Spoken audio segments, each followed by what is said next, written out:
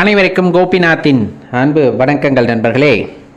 இப்போ வீட்டில் தெய்வ நடமாட்டம் அதிகமாக இருக்கணுன்னாலும் சரி, தெய்வ ஆற்றல் அதிகரிக்கணுன்னாலும் சரி, நம்ம பல விஷயங்களை மேற்கொண்டாலும் வீட்டிலே அடிப்படையாக சில விஷயங்களை கடைபிடிப்பது அதற்கு உதவும் அப்படிங்கிறத தெரிஞ்சுக்குங்க. அதில் ரொம்ப முக்கியமானது வீடு அப்படின்னு சொன்னாலே நமக்கு முதலில் ஞாபகம் வருவது நிலைவாசப்படி அப்படிங்கிற ஒரு விஷயம். அப்போ அந்த நிலைவாசப்படி ரொம்ப சுத்தமாக உங்கள் குலதெய்வம் இருப்பதற்கு ஏற்றவாறு அது ரொம்ப சுத்தமாகவும் அதை முறையான பராமரிப்புடன் நம்ம வைத்திருந்தோமேயானால் வீட்டில் கண்டிப்பாக அந்த தெய்வ நடமாட்டம் அப்படிங்கிறது அதிகரிக்கும், தெய்வ ஆற்றல் அப்படிங்கிறதும் அதிகரித்து காணப்படும் அப்படின்னா அதில் மாற்று கருத்தே இல்லை.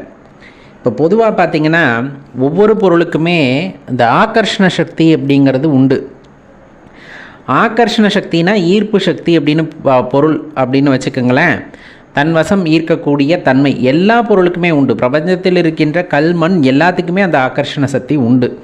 அதில் ஒரு சில பொருட்கள் நேர்மறை ஆற்றலை ஈர்க்கக்கூடியதாக இருக்கும், ஒரு சில பொருட்கள் எதிர்மறை ஆகர்ஷண சக்தி உடையதாக இருக்கும். அதிலேயே நமது முன்னோர்கள் சில பொருட்களை எல்லாம் கண்டறிந்து இதெல்லாம் நேர்மறையாக இருக்கக்கூடியது, ஆகர்ஷண சக்தி அதிகம் உடையது அப்படிங்கிறதெல்லாம் அறிந்திருந்தார்கள். அதை எல்லாத்தையும் தெய்வ வழிபாட்டில் முக்கியத்துவம் பெற வைத்தார்கள்.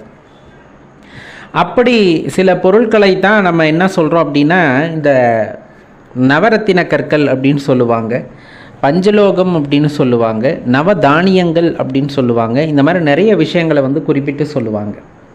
இப்போ இந்த நவரத்தின கற்களாகட்டும் நவதானியங்களாகட்டும் இது எல்லாம் பிரபஞ்சத்திலே இருக்கக்கூடிய நல்ல ஆற்றல்களை ஈர்க்கக்கூடியது. அதற்கான ஆகர்ஷண சக்தி ரொம்பவே அதிகம். இதெல்லாம் நிலை நிறுத்தும் பொழுதே நம்ம வச்சிடுவோம். இதில் கவனிக்கத்தக்கது அப்படிங்கும்போது ஒரு நிலைவாசல் வைக்கிறோம் அப்படின்னா அதுதான் எல்லாத்துக்குமே ஒரு முதன்மையான விஷயம் இல்லையா? அவங்க வீட்டுக்குள்ளே போகணுன்னா அதை தாண்டி தான் நம்ம போகணும். அப்போ அந்த இடத்துலையே நேர்மறை ஆற்றல்களை ஈர்ப்பதற்கும் எதிர்மறை ஆற்றல்களை தடுத்து நிறுத்துவதற்கும் உரிய சக்தி எங்கே இருக்குது அப்படின்னா அந்த நிலைவாசலில் இருக்குது. பெரும்பாலுமான நிலைவாசல் மரத்தினால் செய்யப்படுபவை. ரொம்ப முடியாத பட்சத்தில் தான் இப்போ எல்லாம் என்ன பண்ணுறாங்க அப்படின்னா இந்த சிமெண்ட் நிலவை எடுத்து வச்சுக்கிறாங்க. முடிஞ்ச அளவுக்கு தவிர்த்துக்கணும். வீட்டில் மற்ற எல்லாமே நீங்கள் எப்படி வச்சாலும் நிலைவாசலை ஒரு மரத்தாலான நிலைவாசலாக இருக்கும்போது அது ஆகர்ஷண சக்தி உடையதாக இருக்கும்போது வீட்டுக்கு நல்ல ஆற்றலை அது ஈர்த்து தரும் அப்படிங்கிறத தெளிவாக தெரிஞ்சுக்குங்க.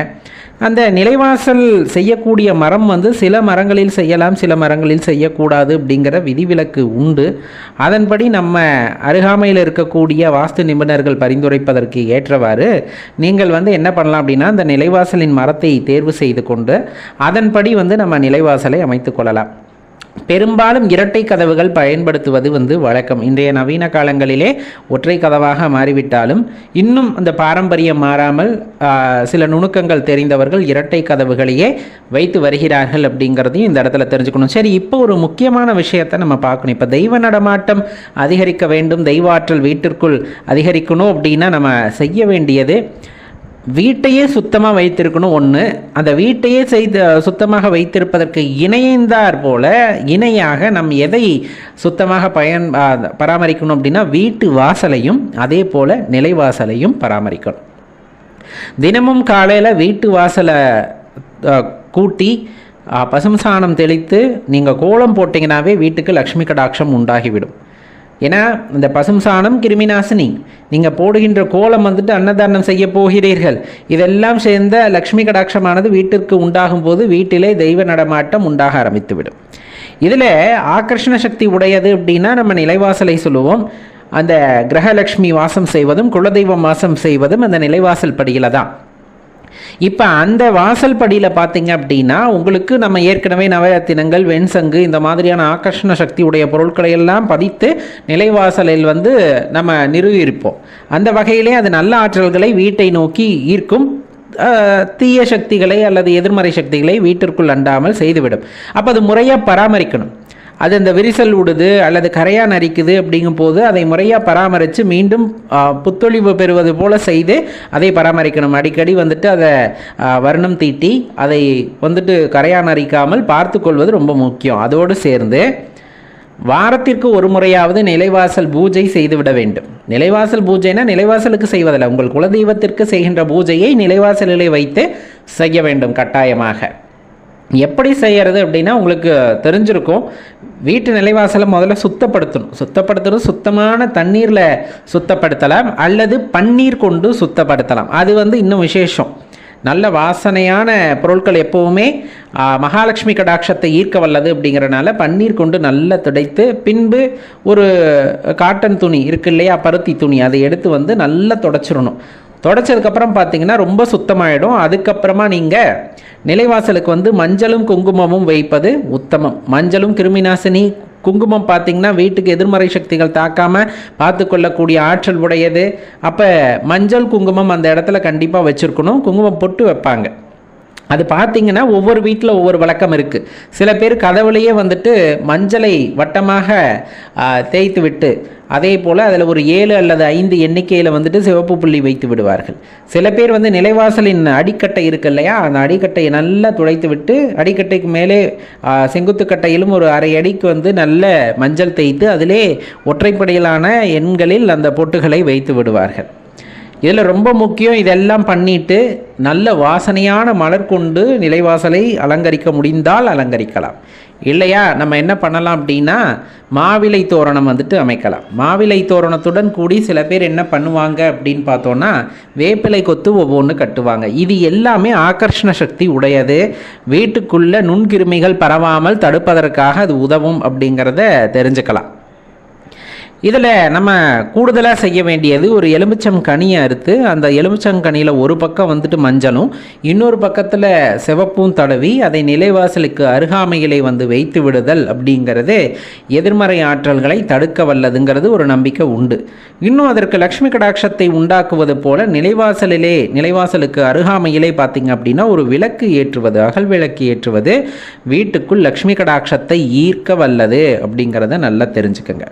இப்போ இதெல்லாம் முடிச்சாச்சு. இப்போ வீட்டு பூஜை அறையில் பூஜை பண்ணுவோம் இல்லையா, வீட்டு பூஜை அறையில் பூஜை பண்ணும் பொழுது தூப தீபமெல்லாம் போட்டிருப்போம். அந்த சாம்பிராணி புகையெல்லாம் கொண்டாந்து முதல்ல எங்கே காமிச்சிடணும் அப்படின்னா, நம்ம நிலைவாசலுக்கு காட்டி விட்டு பின்னர் சூடமேற்றி நிலைவாசலுக்கு காட்டுவது அப்படிங்கிறது ஆகர்ஷண சக்தியை அதிகப்படுத்தும். வீட்டுக்குள் நேர்மறை சக்திகளை ஈர்க்க வல்லது அப்படிங்கிறத தெரிஞ்சுக்கணும்.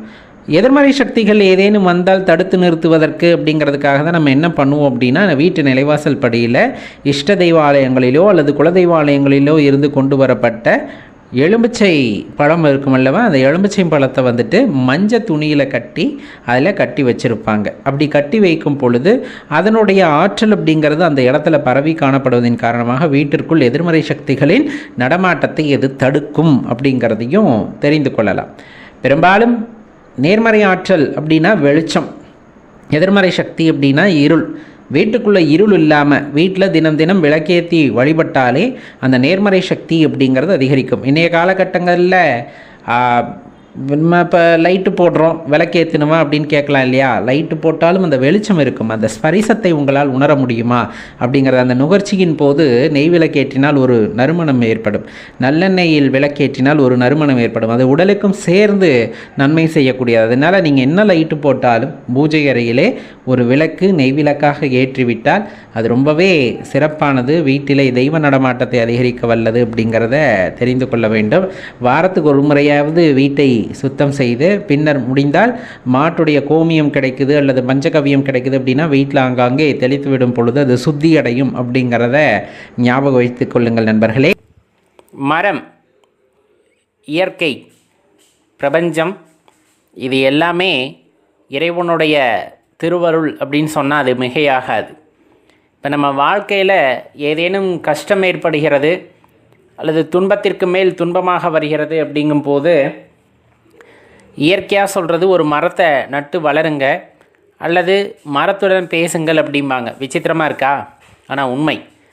நம்ம ஒவ்வொரு நட்சத்திரத்திற்கும் உரிய மரம் அப்படின்ட்டு ஒன்று உண்டு. அந்த மரத்தை நட்டு வளர்ப்பதன் மூலமாக அது நமக்கு போதுமான அளவு ஒரு ஆற்றலை வழங்க வல்லது. அது நம்ம இருக்க பகுதியை சுற்றி இருக்கிறது அப்படின்னா அதை அடிக்கடி போய் தரிசிக்கிறோம், வழிபடுறோம், அதற்கு தண்ணி ஊற்றி வளர்க்குறோம் அப்படின்னா அதனை நின்று வருகின்ற ஒரு ஆற்றல் நமக்கு ஒரு பாதுகாப்பு அரணாக இருக்கும் அப்படிங்கிறது நம்ம முன்னோர்கள் நமக்கு கூறி சென்றது.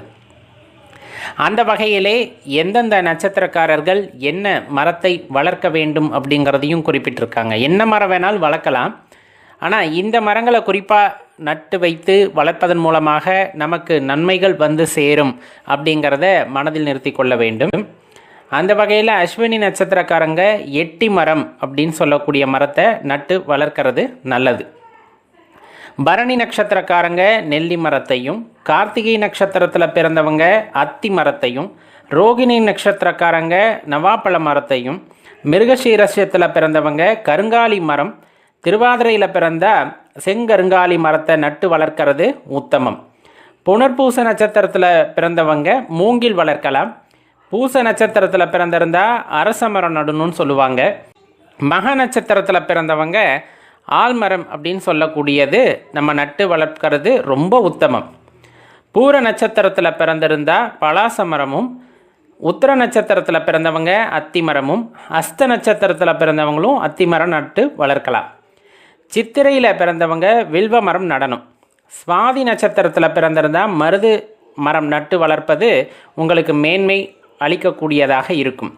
விசாக நட்சத்திரத்தில் பிறந்தவங்க விழா மரத்தையும், அனுஷ நட்சத்திரத்தில் பிறந்தவங்க மகள மரத்தையும், கேட்டை நட்சத்திரத்தில் பிறந்தவங்க பிராய் மரத்தையும் நட்டு வளர்ப்பது ரொம்பவே சிறப்பான விஷயம்.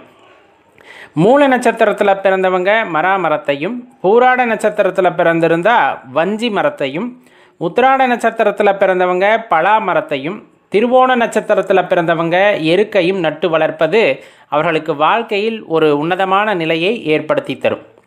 அவிட்ட நட்சத்திரமாக இருந்தால் வன்னி மரம் நடணும். சதய நட்சத்திரக்காரங்க கடம்ப மரம் நடணும். பூரட்டாதி நட்சத்திரமாக இருந்தால் தேவா மரம் நடணும். உத்திரட்டாதி நட்சத்திரமாக இருந்தால் வேப்ப மரம் நடணும். ரேவதி நட்சத்திரக்காரங்க இழுப்ப மரம் நடணும். இப்படி நட்டு வளர்க்குறோம் அப்படிங்கும்போது கண்டிப்பாக நமக்கு இருக்கக்கூடிய கஷ்டங்கள் படிப்படியாக குறைவதை உங்களால் காண முடியும். இப்போ இதை நம்ம வீட்டுக்கு பக்கத்தில் சில மரங்களை வைக்க முடியும், சில மரங்களை வைக்க முடியாது. அப்படி வீட்டுக்கு பக்கத்தில் வைக்க முடியலன்னு நமக்குன்னு தோட்டம் இருக்குது, காடு இருக்குன்னா அங்கே வைத்து நட்டு வளர்க்கலாம்.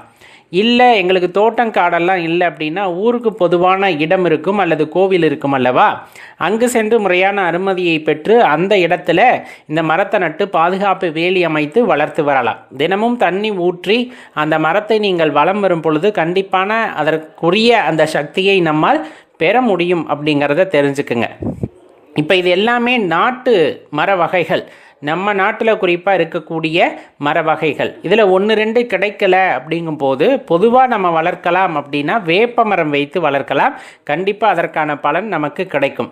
பொதுவாகவே சொல்லப்படுறது நம்மளுடைய மரபுகளில் ஆன்மீகத்தோடு சேர்ந்து இயற்கையும் போற்றி வளர்த்திருக்கிறார்கள் அப்படின்னு சொல்லலாம். இன்னொன்று இயற்கையவே கடவுளாக பாவித்திருக்கிறார்கள் அப்படின்னு சொன்னால் அது மிகையாகாது. அந்த வகையில் தான் இந்த 27 நட்சத்திரக்காரர்களுக்கான மரம் அப்படிங்கிறது சொல்லப்பட்டு அந்த மரங்களை முறையாக வளர்த்து வருவதன் மூலமாக நம் கஷ்டமானது படிப்படியாக குறையும் அப்படின்ட்டு குறிப்பிட்டு இருக்கிறார்கள். கண்டிப்பாக உங்கள் நட்சத்திரத்துக்குரிய மரத்தை நீங்கள் நட்டு வளர்க்கலாம். அல்லது ஏதேனும் ஆலயத்தில் நீங்கள் பார்க்குறீங்க அப்படின்னா அந்த ஆலயத்தில் அந்த மரத்தை வளம் வழிபட்டு கொள்ளுங்கள். தினமும் கொஞ்சமாக நீர் ஊற்றி வளர்ப்பது அந்த மரத்தை அப்படிங்கிறது உங்கள் வாழ்க்கையை கண்டிப்பாக மேம்படுத்தும் அப்படின்னா மாற்று கருத்து இல்லை நண்பர்களே. மறக்காமல் இந்த பதிவு உங்கள் நண்பர்களோடையும் பகிர்ந்துக்குங்க, அவர்களும் பலனடையட்டும். நன்றி, வணக்கம்.